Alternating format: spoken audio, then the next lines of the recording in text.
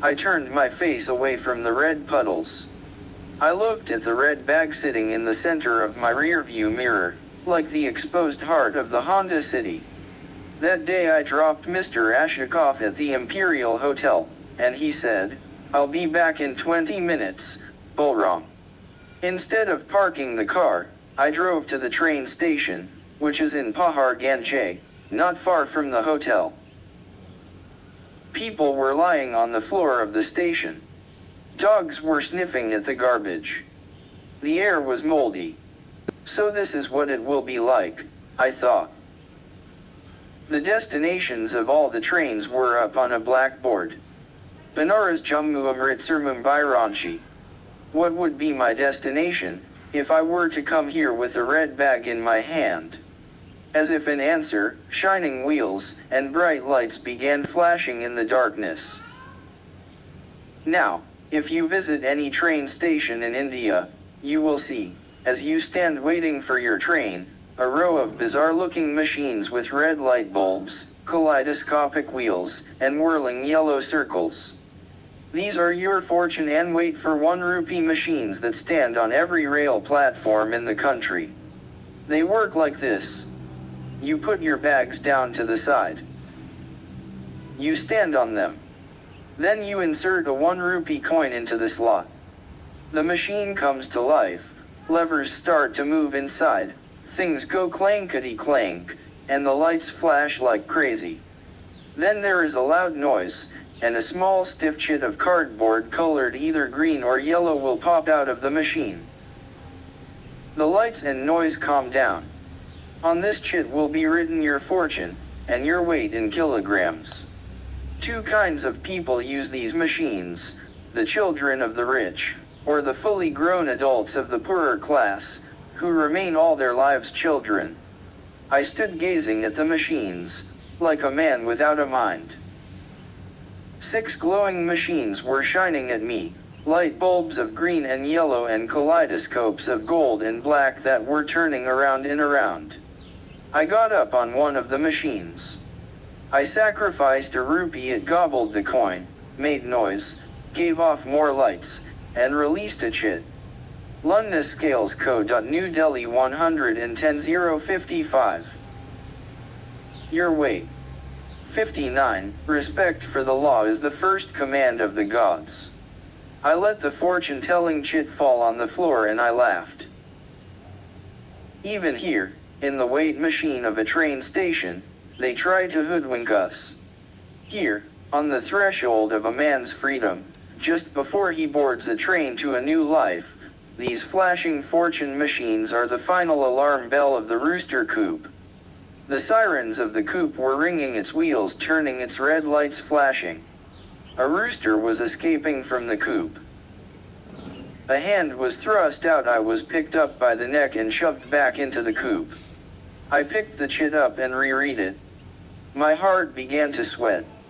I sat down on the floor. Think, Bolram. Think of what the buffalo did to his servant's family. Above me I heard wings thrashing. Pigeons were sitting on the roof beams all around the station. 2 of them had flown from a beam and began wheeling directly over my head, as if in slow motion pulled into their breasts. I saw 2 sets of red claws.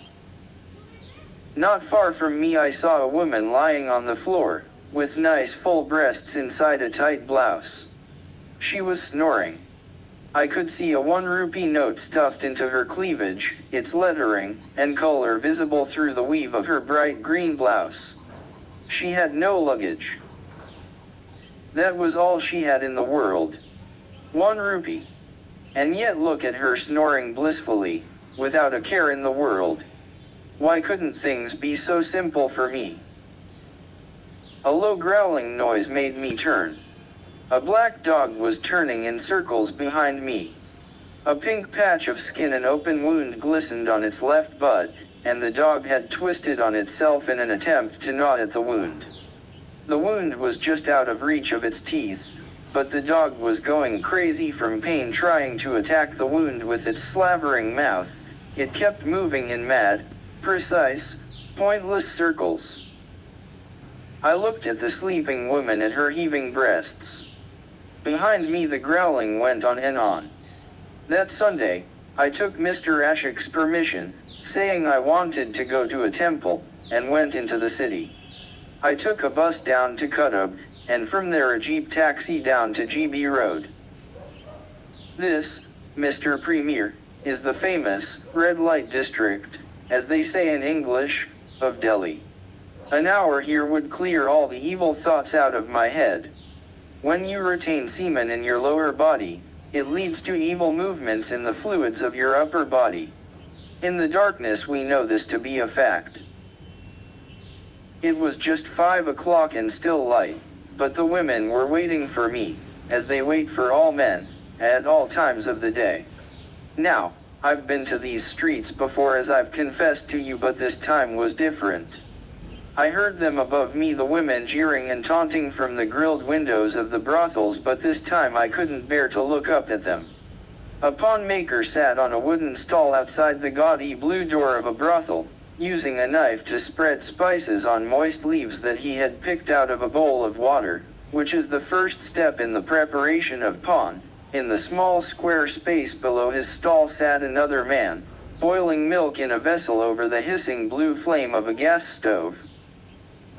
What's the matter with you? Look at the women. The pimp, a small man with a big nose covered in red warts, had caught me by the wrist. You look like you can afford a foreign girl. Take a Nepali girl. Aren't they beauties? Look up at them, son. He took my chin, maybe he thought I was a shy virgin, out on my first expedition here, and forced me to look up. The Nepalis up there, behind the barred window, were really good looking, very light-skinned, and with those Chinese eyes that just drive us Indian men mad.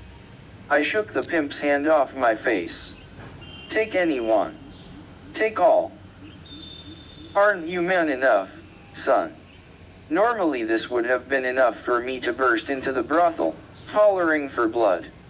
But sometimes what is most animal in a man may be the best thing in him. From my waist down, nothing stirred. They're like parrots in a cage. It'll be one animal fucking another animal. Chew pawn, it will help if you are having trouble getting it up. The seller of pawn shouted from his stand. He held up a fresh, wet pawn leaf, and shook it so the droplets splashed on my face. Drink hot milk, it helps too, shouted the small, shrunken man below him who was boiling the milk. I watched the milk. It seethed, and spilled down the sides of the stainless steel vessel. The small, shrunken man smiled. He provoked the boiling milk with a spoon. It became frothier and frothier, hissing with outrage. I charged into the pawn seller, pushing him off his perch, scattering his leaves, and spilling his water. I kicked the midget in his face.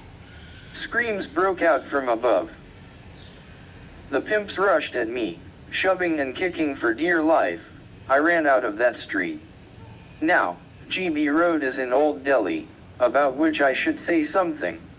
Remember, Mr. Premier, that Delhi is the capital of not one but two countries, two Indias. The light and the darkness both flow into Delhi. Gurgaon, where Mr. Ashik lived, is the bright, modern end of the city, and this place, Old Delhi, is the other end. Full of things the modern world forgot all about: rickshaws, old stone buildings, the Muslims. On a Sunday, though, there is something more. If you keep pushing through the crowd that is always there, go past the men cleaning the other men's ears by poking rusty metal rods into them, past the men selling small fish trapped in green bottles full of brine, past the cheap shoe market and the cheap shirt market, you will come to the great second-hand book market of Darya-Ganj. You may have heard of this market, sir, since it is one of the wonders of the world. Tens of thousands of dirty, rotting, blackened books on every subject: technology, medicine, sexual pleasure, philosophy, education, and foreign countries heaped upon the pavement from Delhi Gate onwards all the way until you get to the market in front of the Red Fort. Some books are so old they crumble when you touch them, some have silverfish feasting on them, some look like they were retrieved from a flood, or from a fire. Most shops on the pavement are shuttered down, but the restaurants are still open, and the smell of fried food mingles with the smell of rotting paper. Rusting exhaust fans turn slowly in the ventilators of the restaurant, giant wings of giant moths. I went amid the books and sucked in the air. It was like oxygen after the stench of the brothel. There was a thick crowd of book buyers fighting over the books with the sellers, and I pretended to be one of the buyers. I leapt into the books, picking them up, reading them like this, flip, flip, flip, until a bookseller shouted, "You going to buy it or read it for free?" "It's no good," I would say, and put the book down and go to the next bookseller, and pick up something he had, and flip, flip, flip. Never paying anyone a single rupee, flipping through books for free, I kept looting bookseller after bookseller all evening long. Some books were in Urdu, the language of the Muslims, which is all just scratches and dots, as if some crow dipped its feet in black ink and pressed them to the page. I was going through one such book when a bookseller said, "Can you read Urdu?" He was an old Muslim, with a pitch-black face that was bedewed with sweat, like a begonia leaf after the rains, and a long white beard. I said, "Can you read Urdu?" He opened the book, cleared his throat, and read, "You were looking for the key for years." Understood that. He looked at me, wide furrows on his black forehead. "Yes, Muslim uncle." "Shut up, you liar. And listen." He cleared his throat again. "You were looking for the key for years / but the door was always open." He closed the book. "That's called poetry. Now get lost." "Please, Muslim uncle," I begged. "I'm just a rickshaw puller's son from the darkness. Tell me all about poetry. Who wrote the poem?" He shook his head, but I kept flattering him, telling him how fine his beard was, how fair his skin was, how it was obvious from his nose and forehead that he wasn't some piggard who had converted, but a true blue Muslim who had flown here on a magic carpet all the way from Mecca, and he grunted with satisfaction. He read me another poem, and another one, and he explained the true history of poetry, which is a kind of secret, a magic known only to wise men. Mr. Premier, I won't be saying anything new if I say that the history of the world is the history of a 10,000-year war of brains between the rich and the poor. Each side is eternally trying to hoodwink the other side, and it has been this way since the start of time. The poor win a few battles, the peeing in the potted plants, the kicking of the pet dogs, etc., but of course the rich have won the war for 10,000 years. That's why, one day, some wise men, out of compassion for the poor, left them signs and symbols in poems, which appear to be about roses and pretty girls and things like that, but when understood correctly spill out secrets that allow the poorest man on earth to conclude the 10,000-year-old brain war on terms favorable to himself. Now, the four greatest of these wise poets were Rumi, Iqbal, Mirza Ghalib, and another fellow whose name I was told but have forgotten. Who was that fourth poet? It drives me crazy that I can't recall his name. If you know it, send me an email. Muslim uncle, I have another question for you. What do I look like? Your school teacher? Don't keep asking me questions. The last one, I promise. Tell me, Muslim uncle, can a man make himself vanish with poetry? What do you mean, like vanish through black magic? He looked at me. Yes, that can be done. There are books for that. You want to buy one? No, not vanish like that. I meant can he? The bookseller had narrowed his eyes. The sweat beads had grown larger on his huge black forehead. I smiled at him. Forget I asked that, Muslim uncle. And then I warned myself never to talk to this old man again. He knew too much already. My eyes were burning from squinting at books. I should have been heading back toward Delhi Gate to catch a bus. There was a foul taste of book in my mouth as if I had inhaled so much particulate old paper from the air. Strange thoughts brew in your heart when you spend too much time with old books. But instead of going back to the bus, I wandered farther into Old Delhi. I had no idea where I was going. Everything grew quiet the moment I left the main road. I saw some men sitting on a charpoy smoking, others lying on the ground and sleeping. Eagles flew above the houses. Then the wind blew an enormous gust of buffalo into my face. Everyone knows there is a butcher's quarter somewhere in Old Delhi, but not many have seen it. It is one of the wonders of the old city, a row of open sheds, and big buffaloes standing in each shed with their butts toward you, and their tails swatting flies away like windshield wipers, and their feet deep in immense pyramids of shit. I stood there, inhaling the smell of their bodies. It had been so long since I had smelled buffalo. The horrible city air was driven out of my lungs. A rattling noise of wooden wheels. I saw a buffalo coming down the road, pulling a large cart behind it. There was no human sitting on this cart with a whip. The buffalo just knew on its own where to go. And it was coming down the road. I stood to the side, and as it passed me, I saw that this cart was full of the faces of dead buffaloes. Faces, I say, but I should say skulls, stripped even of the skin, except for the little black bit of skin at the tip of the nose from which the nostril hairs still stuck out, like last defiant bits of the personality of the dead buffalo. The rest of the faces were gone. Even the eyes had been gouged out. And the living buffalo walked on, without a master, drawing its load of death to the place where it knew it had to go.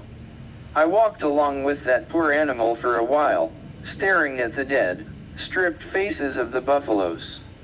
And then the strangest thing happened. Your Excellency, I swear the buffalo that was pulling the cart turned its face to me, and said in a voice not unlike my father's, "Your brother Kishan was beaten to death." Happy. It was like experiencing a nightmare in the minutes before you wake up. You know it's a dream, but you can't wake up just yet. Your Aunt Lutta was raped and then beaten to death. Happy. Your grandmother Kusum was kicked to death. Happy. The buffalo glared at me. Shame. It said, and then it took a big step forward and the cart passed by, full of dead-skinned faces, which seemed to me at that moment the faces of my own family. The next morning, Mr. Ashok came down to the car, smiling, and with the red bag in his hand. He slammed the door.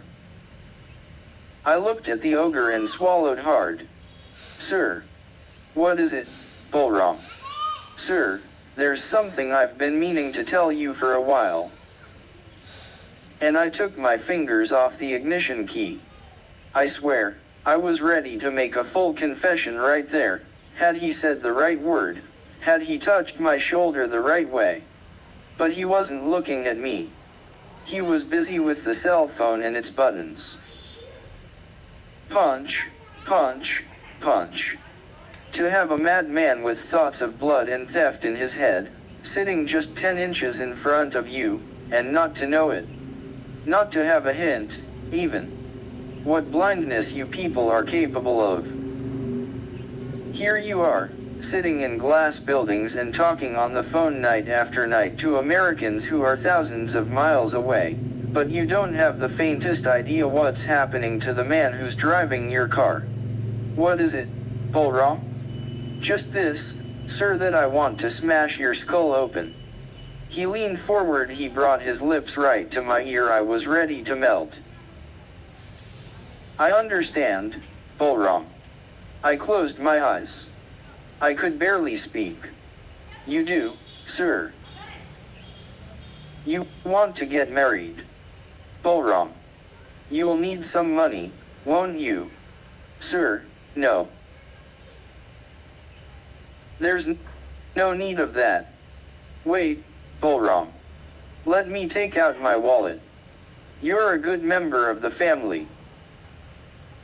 You never ask for more money. I know that other drivers are constantly asking for overtime and insurance, but you never say a word. You're old-fashioned. I like that.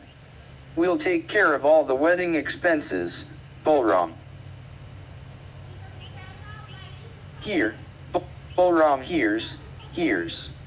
I saw him take out a 1,000 rupee note, put it back, then take out a 500, then put it back, and take out 100, which he handed to me. I assume you'll be going to Laxmangar for the wedding, Bolram. Maybe I'll come along, he said. I really like that place. I want to go up to that fort this time. How long ago was it that we were there, Bolram? 6 months ago. Longer than that, sir. I counted the months off on my fingers. 8 months ago. He counted the months too. Why, you're right. I folded the 100 rupee note and put it in my chest pocket. Thank you for this, sir, I said, and turned the ignition key. Early next morning I walked out of Buckingham Bee onto the main road. Though it was a brand new building, there was already a leak in the drainage pipe, and a large patch of sewage darkened the earth outside the compound wall. 3 stray dogs were sleeping on the wet patch. A good way to cool off. Summer had started, and even the nights were unpleasant now. The 3 mutts seemed so comfortable. I got down on my haunches and watched them. I put my finger on the dark sewage puddle. So cool, so tempting. One of the stray dogs woke up. It yawned and showed me all its canines. It sprang to its feet. The other mutts got up too. A growling began, and a scratching of the wet mud, and a showing of teeth. They wanted me off their kingdom. I surrendered the sewage to the dogs and headed for the malls. None of them had opened yet. I sat down on the pavement. No idea where to go next. That's when I saw the small dark marks in the pavement. Paw prints. An animal had walked on the concrete before it had set. I got up and walked after the animal. The space between the prints grew wider. The animal had begun to sprint. I walked faster. The paw prints of the accelerating animal went all the way around the malls, and then behind the malls, and at last, where the pavement ended and raw earth began, they vanished. Here I had to stop, because 5 feet ahead of me a row of men squatted on the ground in a nearly perfect straight line. They were defecating. I was at the slum. Vitiligo Lips had told me about this place. All these construction workers who were building the malls and giant apartment buildings lived here. They were from a village in the darkness. They did not like outsiders coming in, except for those who had business after dark. The men were defecating in the open like a defensive wall in front of the slum, making a line that no respectable human should cross. The wind wafted the stench of fresh shit toward me. I found a gap in the line of the defecators. They squatted there like stone statues. These people were building homes for the rich, but they lived in tents covered with blue tarpaulin sheets, and partitioned into lanes by lines of sewage. It was even worse than Laxmangar. I picked my way around the broken glass, wire, and shattered tube lights. The stench of feces was replaced by the stronger stench of industrial sewage. The slum ended in an open sewer. A small river of black water went sluggishly past me, bubbles sparkling in it and little circles spreading on its surface. 2 children were splashing about in the black water. A 100-rupee note came flying down into the river. The children watched with open mouths, and then ran to catch the note before it floated away. One child caught it, and then the other began hitting him, and they began to tumble about in the black water as they fought. I went back to the line of crappers. One of them had finished up and left, but his position had been filled. I squatted down with them and grinned. A few immediately turned their eyes away. They were still human beings. Some stared at me blankly as if shame no longer mattered to them. And then I saw one fellow, a thin black fellow, was grinning back at me, as if he were proud of what he was doing. Still crouching, I moved myself over to where he was squatting and faced him. I smiled as wide as I could. So did he. He began to laugh and I began to laugh, and then all the crappers laughed together. "We'll take care of your wedding expenses," I shouted. "We'll take care of your wedding expenses." He shouted back, "We'll even fuck your wife for you, Bolram. We'll even fuck your wife for you, Bolram." He began laughing so violently that he fell down face first into the ground, still laughing, exposing his stained arse to the stained sky of Delhi. As I walked back, the malls had begun to open. I washed my face in the common toilet and wiped my hands clean of the slum. I walked into the parking lot, found an iron wrench, aimed a couple of practice blows, and then took it to my room. A boy was waiting for me near my bed, holding a letter between his teeth as he adjusted the buttons on his pants. He turned around when he heard me. The letter flew out of his mouth and to the ground. The wrench fell out of my hand at the same time. "They sent me here. I took the bus and train and asked people and came here." He blinked. "They said you have to take care of me and make me a driver too. Who the hell are you?" "Dharam," he said. "I'm Latu Auntie's 4th son. You saw me when you came to Laxmangar last time. I was wearing a red shirt. You kissed me here." He pointed to the top of his head. Picking up the letter, he held it out to me. "Dear grandson, it has been a long time since you came to visit us, and an even longer time, a total of 11 months and 2 days, since you last sent us any money. The city has corrupted your soul and made you selfish, vainglorious, and evil. I knew from the start that this would happen, because you were a spiteful, insolent boy. Every chance you got you just stared at yourself in a mirror with open lips, and I had to wring your ears to make you do any work. You are just like your mother. It is her nature and not your father's sweet nature that you have.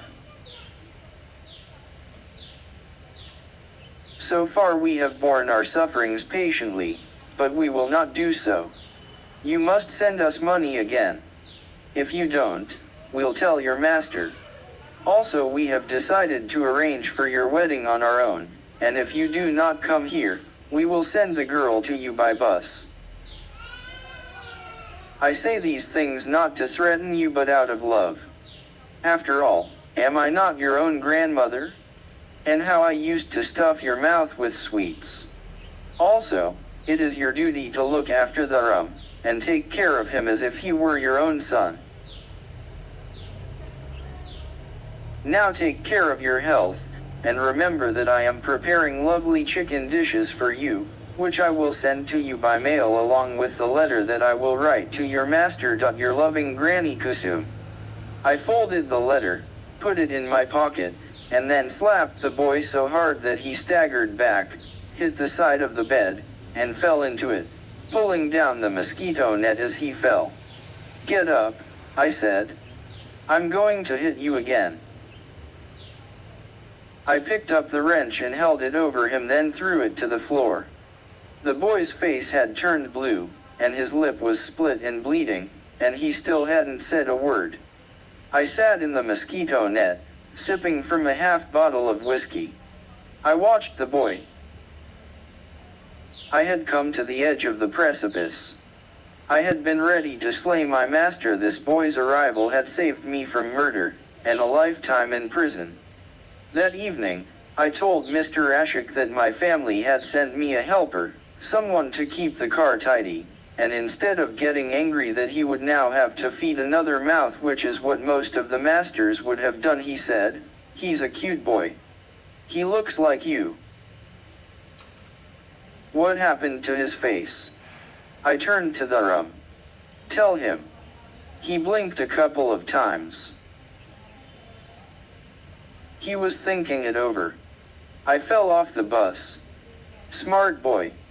Take care in the future, Mr. Ashik said. This is great, Balram, you'll have company from now on. Dharam was a quiet little fellow.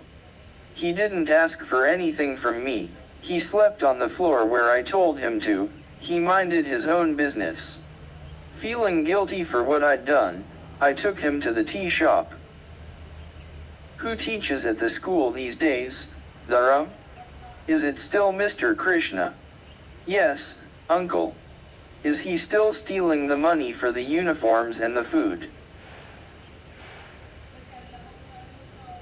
Yes, uncle. Good man.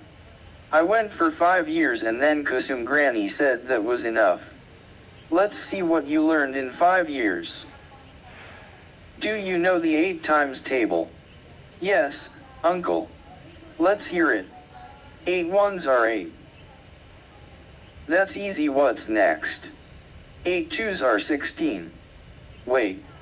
I counted out on my fingers to make sure he had got it right. All right. Go on. Order me a tea too, won't you? Vitiligo Lips sat down next to me. He smiled at Dharam. Order it yourself, I said. He pouted. Is that any way for you to be talking to me, working class hero? Dharam was watching us keenly, so I said, this boy is from my village. From my family. I'm talking to him now. 8 threes are 24. I don't care who he is, Vitiligo Lips said. Order me a tea, working class hero. He flexed his palm near my face, 5 fingers. That meant, I want 500 rupees. I've got nothing. 8 fours are 32. He drew a line across his neck and smiled. Your master will know everything. What's your name, boy? Dharam. What a nice name. Do you know what it means? Yes, sir. Does your uncle know what it means? Shut up, I said. It was the time of the day when the tea shop got cleaned. One of the human spiders dropped a wet rag on the floor and started to crawl with it, pushing a growing wavelet of stinking ink black water ahead of him. Even the mice scampered out of the shop. The customers sitting at the tables were not spared. The black puddle splashed them as it passed. Bits of beaties, shiny plastic wrappers, punched bus tickets, snippets of onion, sprigs of fresh coriander floated on the black water. The reflection of a naked electric bulb shone out of the scum like a yellow gemstone. As the black water went past, a voice inside me said, but your heart has become even blacker than that, Munna. That night Dharam woke up when he heard the shrieking. He came to the mosquito net. Uncle, what's going on? Turn on the light, you fool. Turn on the light. He did so, and saw me paralyzed inside the net. I could not even point at the thing. A thick-bodied gray gecko had come down from the wall and was on my bed. Dharam began to grin. I'm not joking, "You moron, get it out of my bed." He stuck his hand into the net, grabbed the lizard, and smashed it under his foot. "Throw it somewhere far, far away outside the room, outside the apartment building." I saw the bewildered look in his eyes, afraid of a lizard, a grown man like my uncle. Good, I thought, just as he was turning off the lights. He'll never suspect that I'm planning anything. An instant later, my grin faded. What was I planning? I began to sweat. I stared at the anonymous palm prints that had been pressed into the white plaster of the wall. A cane began tapping on concrete. The night watchman of Buckingham B was doing his rounds with his long cane. When the tapping of the cane died out, there was no noise inside the room, except for the buzzing of the roaches as they chewed on the walls or flew about. It was another hot, humid night. Even the roaches must have been sweating. I could barely breathe. Just when I thought I'd never go to sleep, I began reciting a couplet, over and over again. I was looking for the key for years, but the door was always open. And then I was asleep. I should have noticed the stenciled signs on the walls in which a pair of hands smashed through shackles. I should have stopped and listened to the young men in red headbands shouting from the trucks, but I had been so wrapped up in my own troubles that I had paid no attention at all to something very important that was happening to my country. 2 days later, I was taking Mr. Ashok down to Lodi Gardens along with Ms. Uma. He was spending more and more time with her these days. The romance was blossoming. My nose was getting used to her perfume. I no longer sneezed when she moved. "So you still haven't done it, Ashok? Is it going to be like last time all over again?" "It's not so simple, Uma. Mukesh and I have had a fight over you already." "I will put my foot down. But give me some time. I need to get over the divorce." "Balram, why have you turned the music up so loud?" "I like it loud. It's romantic." "Maybe he's done it deliberately. Look, it'll happen. Trust me. It's just, Balram, why the hell haven't you turned the music down?" "Sometimes these people from the darkness are so stupid. I told you that already, Ashok." Her voice dropped. I caught the words replacement, driver, and local in English.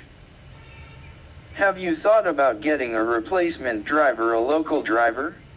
He mumbled his reply. I could not hear a word. But I did not have to.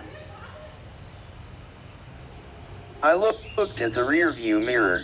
I wanted to confront him, eye to eye, man to man. But he wouldn't look at me in the mirror. Didn't dare face me. I tell you, you could have heard the grinding of my teeth just then. I thought I was making plans for him.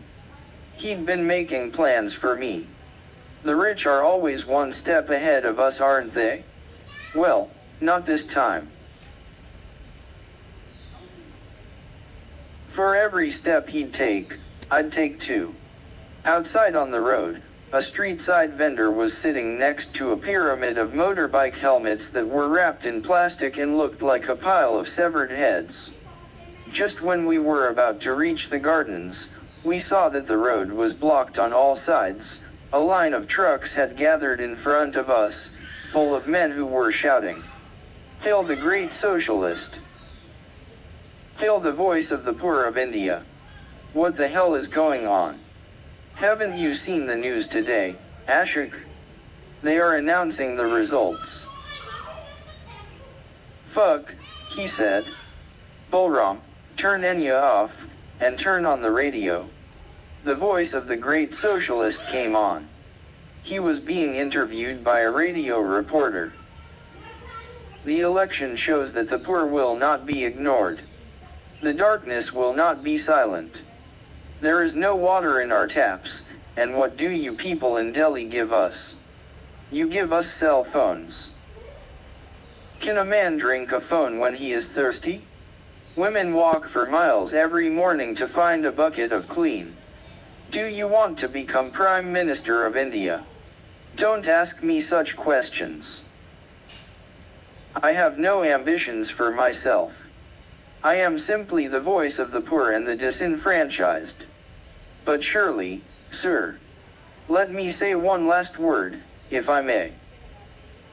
All I have ever wanted was an India where any boy in any village could dream of becoming the Prime Minister. Now, as I was saying, women walk for. According to the radio, the ruling party had been hammered at the polls.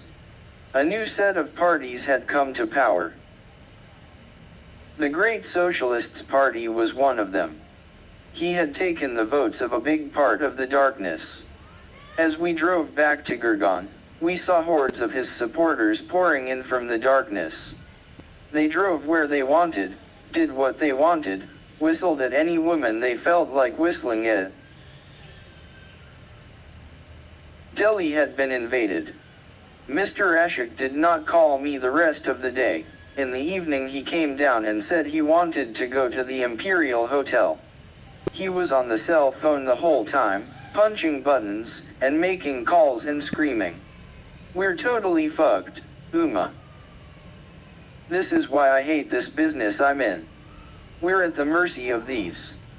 Don't yell at me, Mukesh. You were the one who said the elections were a foregone conclusion. Yes, you. And now we'll never get out of our income tax mess. All right, I'm doing it, Father.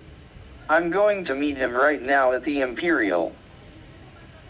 He was still on the phone when I dropped him off at the Imperial Hotel. 42 minutes passed, and then he came out with two men.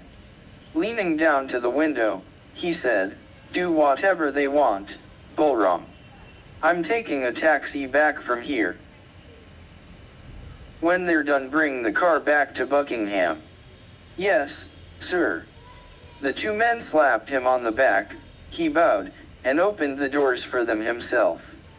If he was kissing arse like this, they had to be politicians. The two men got in. My heart began to pound. The man on the right was my childhood hero Vijay, the Piggard's son turned bus conductor turned politician from Laxmangarh. He had changed uniforms again. Now he was wearing the polished suit and tie of a modern Indian businessman. He ordered me to drive toward Ashoka Road. He turned to his companion and said, "The sister fucker finally gave me his car." The other man grunted. He lowered the window and spat. "He knows he has to show us some respect now, doesn't he?" Vijay chortled. He raised his voice. "Do you have anything to drink in the car, son?" I turned around. Fat nuggets of gold were studded into his rotting black molars. "Yes, sir. Let's see it." I opened the glove compartment and handed him the bottle. "It's good stuff. Johnny Walker Black." "Son, do you have glasses too?" "Yes, sir." "Ice?" "No, sir. It's all right. Let's drink it neat. Son, pour us a drink." I did so, while keeping the Honda City going with my left hand. They took the glasses and drank the whiskey like it was lemon juice. "If he doesn't have it ready, let me know. I'll send some boys over to have a word with him." "No, don't worry. His father always paid up in the end. This kid has been to America and has his head full of shit. But he'll pay up too, in the end." "How much?" "7. I was going to settle for 5, but the sister fucker himself offered 6. He's a bit soft in the head, and then I said 7, and he said okay. I told him if he didn't pay, we'd screw him and his father and his brother and the whole coal pilfering and tax evading racket they have. So he began to sweat, and I know he'll pay up." "Are you sure? I'd love to send some boys over." I just love to see a rich man roughed up. It's better than an erection. There will be others. This one isn't worth the trouble. He said he'll bring it on Monday. We're going to do it at the Sheraton. There's a nice restaurant down in the basement. Quiet place. Good. He can buy us dinner as well. Goes without saying. They have lovely kebabs there. One of the two men gargled the scotch in his mouth, gulped it in, burped, and sucked his teeth. You know what the best part of this election is? What? The way we've spread down south. We've got a foothold in Bangalore too. And you know that's where the future is. The south? Bullshit. Why not? 1 in every 3 new office buildings in India is being built in Bangalore. It is the future. Fuck all that. I don't believe a word. The south is full of Tamils. You know who the Tamils are? Negroes. We're the sons of the Aryans who came to India. We made them our slaves. And now they give us lectures. Negroes. Son Vijay leaned forward with his glass. Another drink for me? I poured them out the rest of the bottle that night. At around 3 in the morning, I drove the city back to the apartment block in Gurgaon. My heart was beating so fast, I didn't want to leave the car at once. I wiped it down and washed it 3 times over. The bottle was lying on the floor of the car. Johnny Walker Black, even an empty one, is worth money on the black market. I picked it up and went toward the servants' dormitory. For a Johnny Walker Black, vitiligo lips wouldn't mind being woken up. I walked, rotating the bottle with my wrist, feeling its weight. Even empty, it wasn't so light. I noticed that my feet were slowing down, and the bottle was rotating faster and faster. I was looking for the key for years. The smashing of the bottle echoed through the hollow of the parking lot. The sound must have reached the lobby and ricocheted through all the floors of the building, even to the 13th floor. I waited for a few minutes, expecting someone to come running down. No one. I was safe. I held what was left of the bottle up to the light. Long and cruel and claw-like jags. Perfect. With my foot I gathered the broken pieces of the bottle, which lay all around me, into a pile. I wiped the blood off my hand, found a broom, and swept the area clean. Then I got down on my knees and looked around for any pieces I had failed to pick up. The parking lot echoed with the line of a poem that was being recited over and over. But the door was always open. Dharam was sleeping on the floor. Cockroaches were crawling about his head. I shook him awake and said, "Lie inside the mosquito net." He got in sleepily. I lay on the floor, braving the cockroaches. There was still some blood on my palm. 3 small red drops had formed on my flesh, like a row of ladybirds on a leaf. Sucking my palm like a boy, I went to sleep. Mr. Ashok did not want me to drive him anywhere on Sunday morning. I washed the dishes in the kitchen, wiped the fridge, and said, "I'd like to take the morning off, sir." "Why?" he asked, lowering the newspaper. "You've never asked for a whole morning off before. Where are you off to? And you have never before asked me where I was going when I left the house. What has Ms. Uma done to you? I want to spend some time with the boy, sir. At the zoo. I thought he would like to see all those animals." He smiled. "You're a good family man, Balram. Go, have fun with the boy. He went back to reading his newspaper, but I caught a gleam of cunning in his eye as he went over the English print of the newspaper.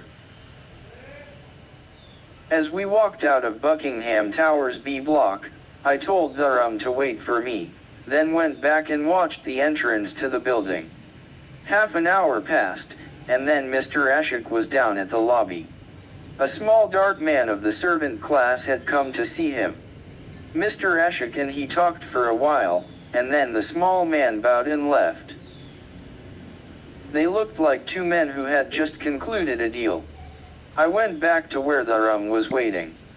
"Let's go." He and I took the bus to the old fort, which is where the National Zoo is. I kept my hand on Durham's head the whole time. He must have thought it was out of affection, but it was only to stop my hand from trembling. It had been shaking all morning like a lizard's tail that has fallen off. The first strike would be mine. Everything was in place now. Nothing could go wrong, but like I told you, I am not a brave man. The bus was crowded, and the two of us had to stand for the entire journey. We both sweated like pigs. I had forgotten what a bus trip in summer was like. When we stopped at a red light, a Mercedes-Benz pulled up alongside the bus. Behind his upraised window, cool in his egg, the chauffeur grinned at us, exposing red teeth. There was a long line at the ticket counter of the zoo. There were lots of families wanting to go into the zoo, and that I could understand. What puzzled me, though, was the sight of so many young men and women going into the zoo, hand in hand, giggling, pinching each other, and making eyes, as if the zoo were a romantic place. That made no sense to me. Now, Mr. Premier, every day thousands of foreigners fly into my country for enlightenment.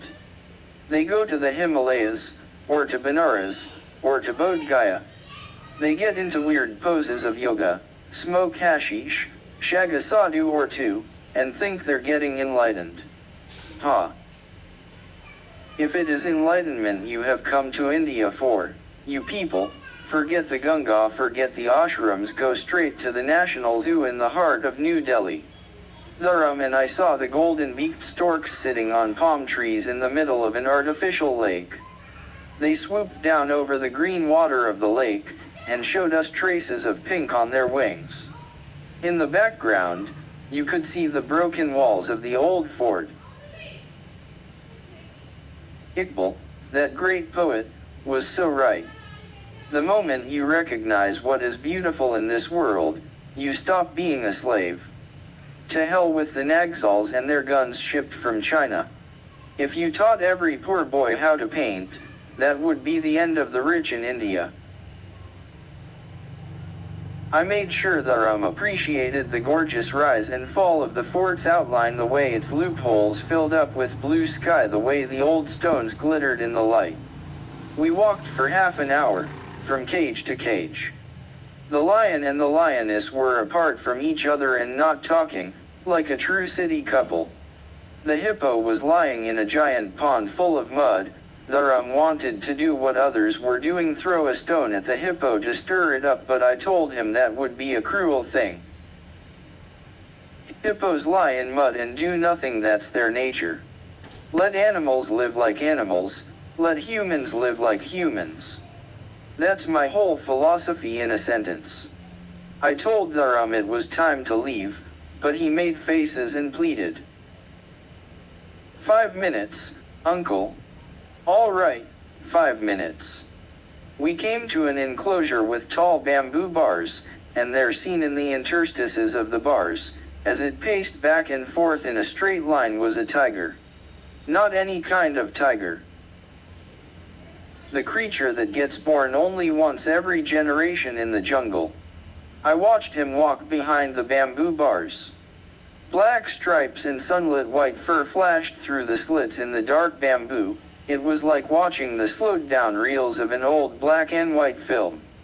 He was walking in the same line, again and again, from one end of the bamboo bars to the other, then turning around and repeating it over, at exactly the same pace, like a thing under a spell.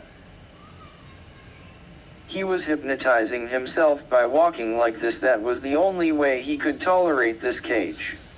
Then the thing behind the bamboo bars stopped moving. It turned its face to my face. The tiger's eyes met my eyes, like my master's eyes have met mine so often in the mirror of the car. All at once, the tiger vanished. A tingling went from the base of my spine into my groin. My knees began to shake. I felt light. Someone near me shrieked. His eyes are rolling. He's going to faint. I tried to shout back at her, "It's not true, I'm not fainting." I tried to show them all I was fine, but my feet were slipping. The ground beneath me was shaking. Something was digging its way toward me, and then claws tore out of mud and dug into my flesh and pulled me down into the dark earth. My last thought, before everything went dark, was that now I understood those pinches and raptures. Now I understood why lovers come to the zoo. That evening, and I sat on the floor in my room, and I spread a blue letter before him. I put a pen in his hands. "I'm going to see how good a letter writer you are, I want you to write to Granny and tell her what happened today at the zoo." He wrote it down in his slow, beautiful hand. He told her about the hippos, and the chimpanzees, and the swamp deer. Tell her about the tiger. He hesitated, then wrote, "We saw a white tiger in a cage." Tell her everything. He looked at me, and wrote, "Uncle Bolram fainted in front of the white tiger in the cage."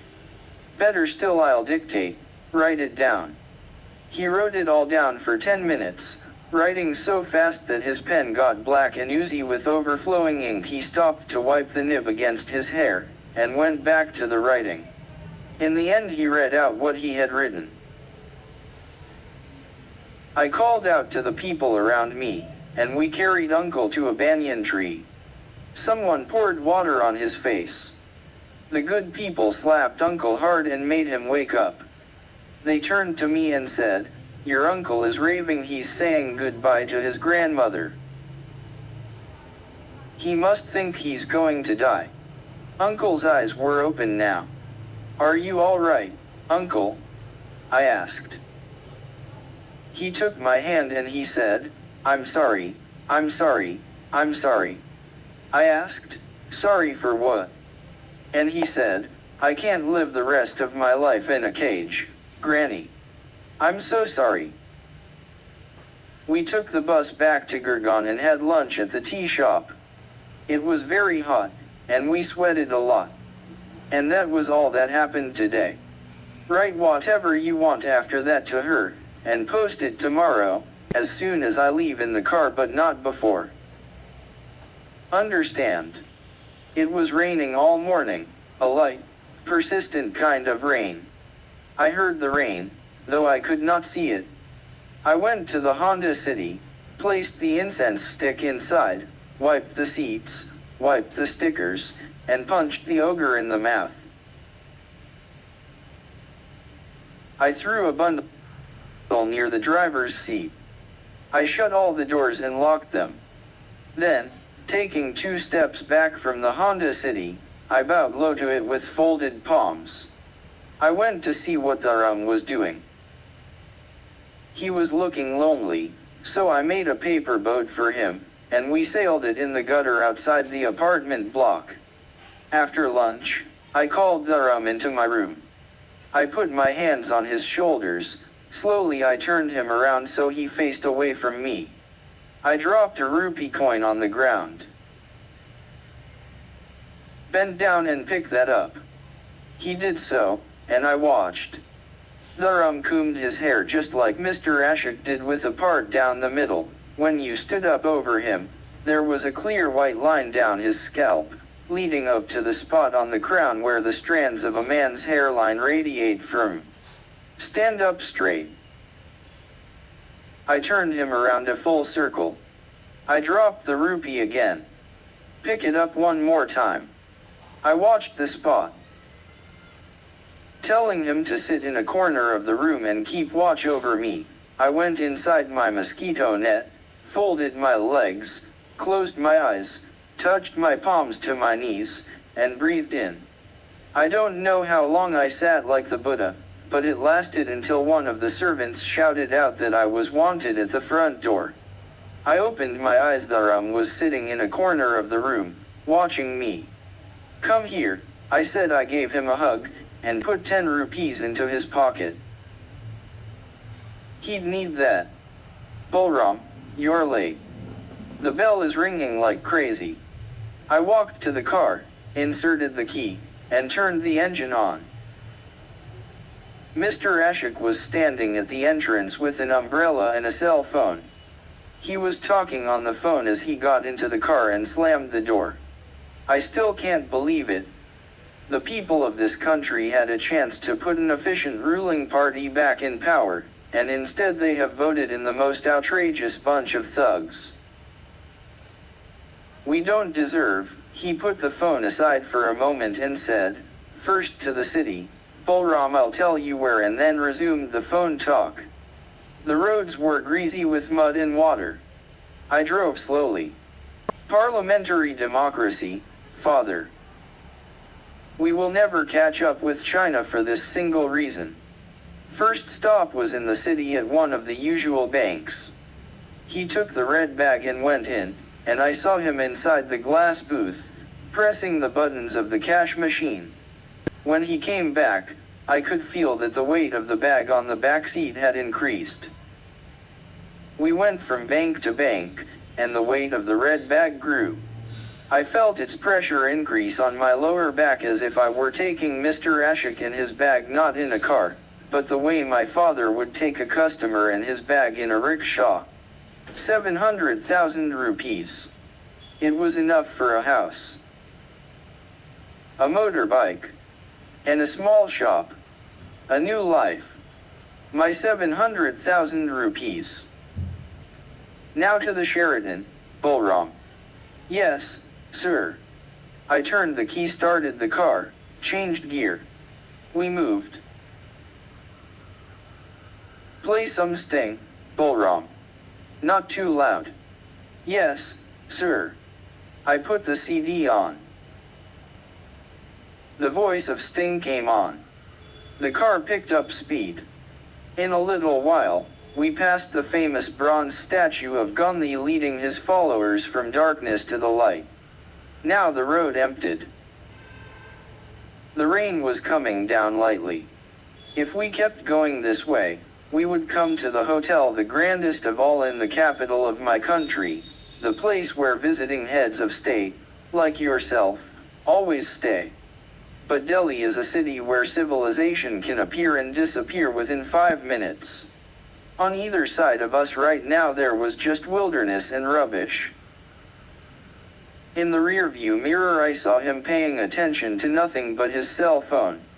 A blue glow from the phone lit up his face.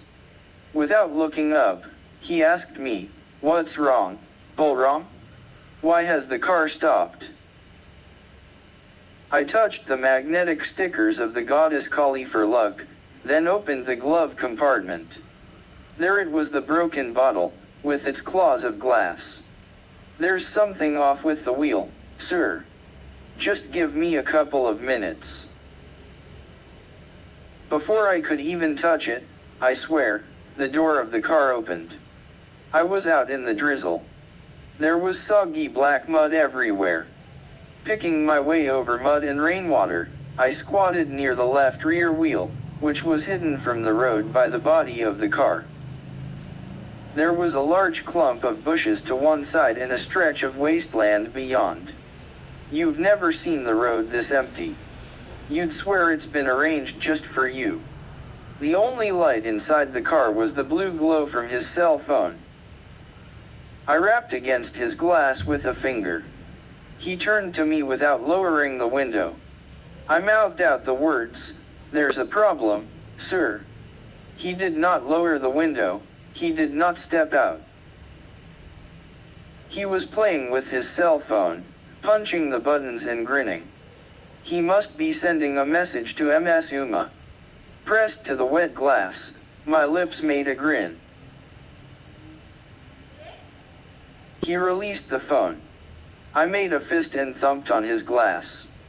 He lowered the window with a look of displeasure. Sting's soft voice came through the window. What is it, Bolram? Sir, will you step out? There is a problem. What problem? His body just wouldn't budge. It knew the body knew, though the mind was too stupid to figure it out. The wheel, sir. I'll need your help. It's stuck in the mud. Just then headlights flashed on me. A car was coming down the road. My heart skipped a beat. But it just drove right past us, splashing muddy water at my feet.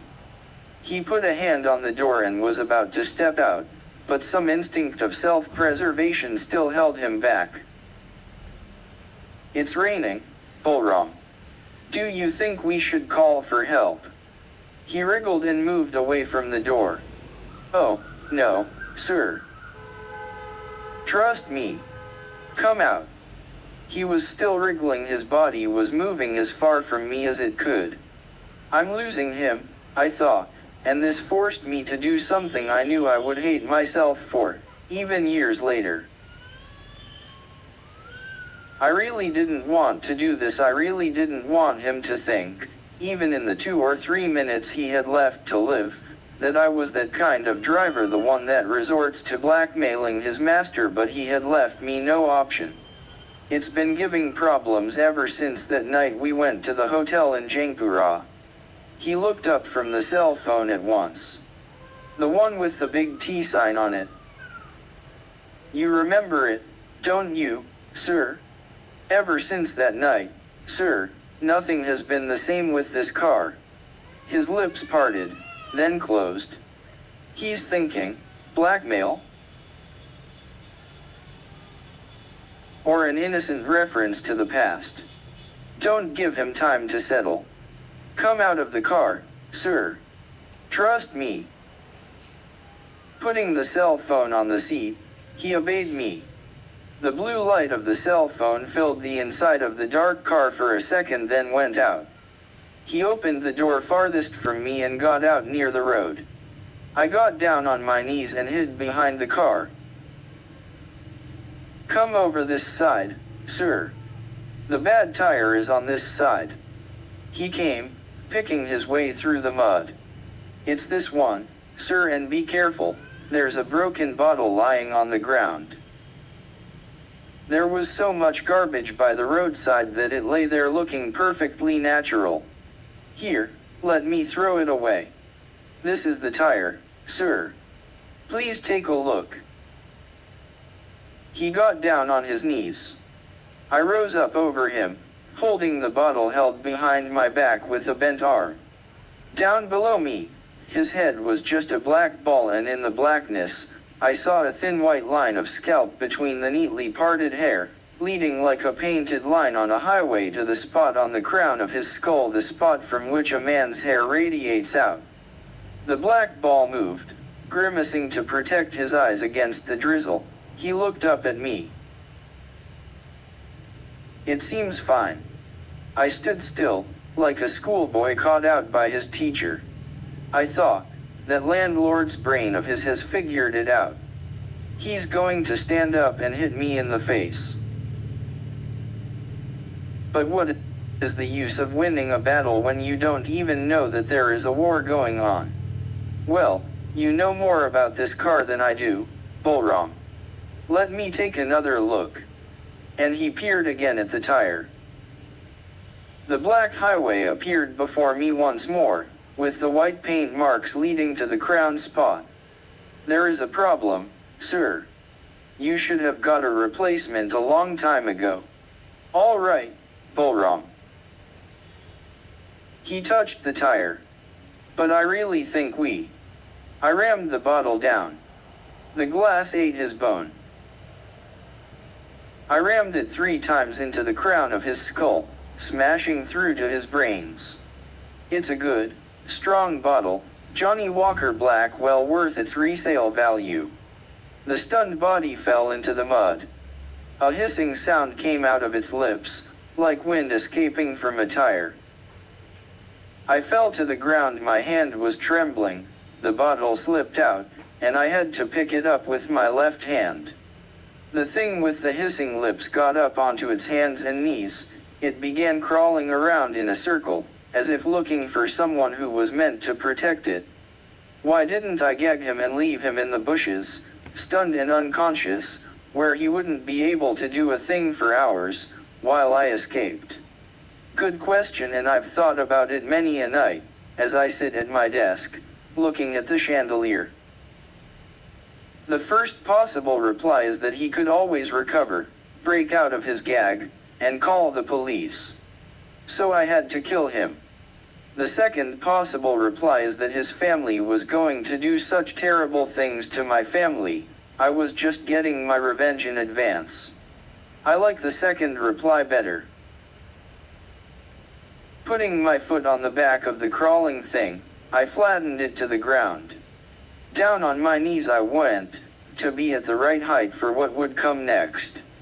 I turned the body around, so it would face me. I stamped my knee on its chest. I undid the collar button and rubbed my hand over its clavicles to mark out the spot.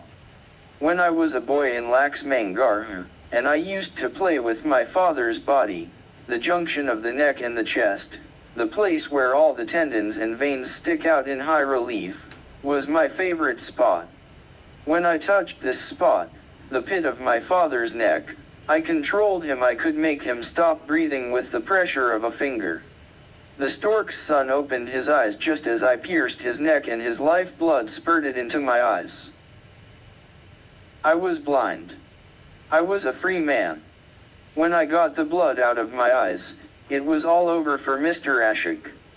The blood was draining from the neck quite fast. I believe that is the way the Muslims kill their chickens. But then tuberculosis is a worse way to go than this, I assure you. After dragging the body into the bushes, I plunged my hands and face into the rainwater and muck. I picked up the bundle near my feet, the white cotton t-shirt, the one with lots of white space and just one word in English, and changed into it. Reaching for the gilded box of tissues, I wiped my face and hands clean. I pulled out all the stickers of the goddess, and threw them on Mr. Ashik's body just in case they'd help his soul go to heaven. And then, getting into the car, turning the ignition key, putting my foot on the accelerator, I took the Honda City, finest of cars, most faithful of accomplices, on one final trip. Since there was no air in the car, my left hand reached out to turn Sting off, then stopped and relaxed. From now on I could play the music as long as I wanted. In the railway station, 33 minutes later, the colored wheels in the fortune machines were coruscating. I stood in front of them, staring at the glowing and the whirling, and wondering, should I go back to get the rum? If I left him there now, the police would certainly arrest him as an accomplice.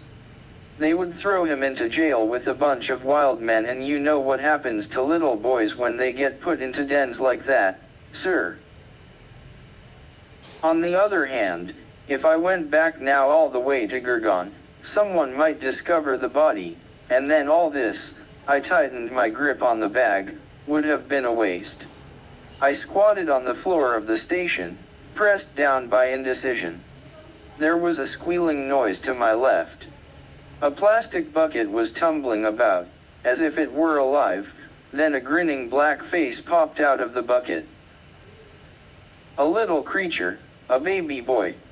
A homeless man and woman, covered in filth, sat on either side of the bucket, gazing blankly into the distance. Between his fatigued parents, this little thing was having the time of his life, playing with the water and splashing it on passers-by. "Don't do it, little boy," I said. He splashed more water, squealing with pleasure each time he hit me. I raised my hand. He ducked into his bucket and kept thrashing from the inside. I reached into my pockets, searched for a rupee coin, checked to make sure it wasn't a 2-rupee coin, and rolled it toward the bucket. Then I sighed, and got up, and cursed myself, and walked out of the station. Your lucky day, Dharam.